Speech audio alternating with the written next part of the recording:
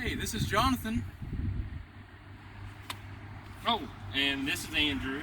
Today we're going to explain to you some cold weather driving tips. So what's the first thing you're going to tell them about, Jonathan? So first thing you need to do, you need to check your fluids before you start driving. Now you want to check your oil and your power steering fluid, brake fluid, stuff like that. But especially in wintertime, you want to check your antifreeze.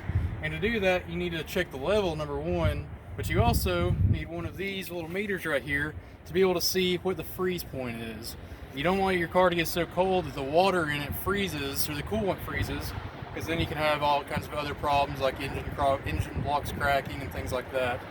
So it's pretty simple to do this. You just find your radiator cap, which also you should never open when hot. Most of these will say that on there. And you get one of these testers here, and when you fill it up, you can read on here, and you can see this right here reads that it will freeze at negative 45 degrees. Okay guys, so next we're going to discuss the difference between four-wheel drive and all-wheel drive.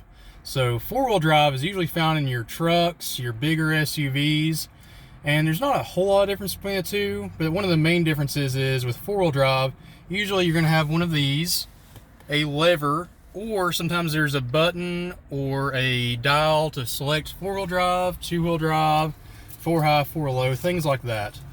All-wheel drive is going to be automatic.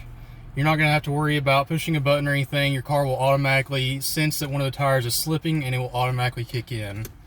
This makes it a little bit easier for daily driving. It also gives you a little bit better gas mileage with the all-wheel drive too. Four-wheel drive is better for things like going through deep snow, off-roading, things like that. They both get the job done though. Okay, Andrew, so one cool trick I'm going to show you is if you get stuck, you can use kitty litter, aka traction control, to get your truck unstuck. Jonathan, you gotta be kidding me. No, I'm for real. Let me show you how it's done.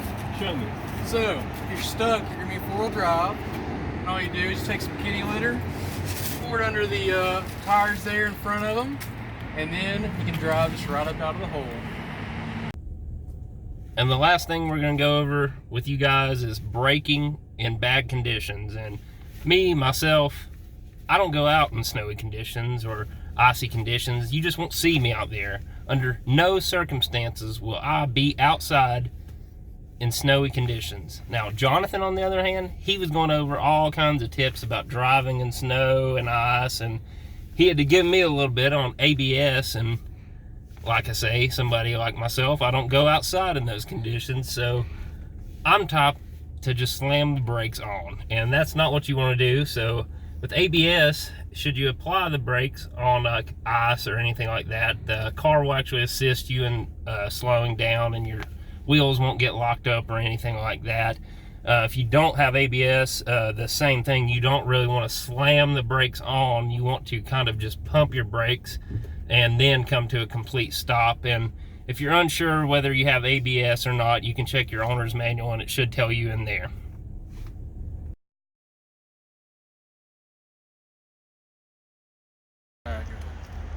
Okay, Andrew, so one cool trick I'm going to show you is that you can use kitty litter, aka traction control, to get yourself unstuck. You want me to say that?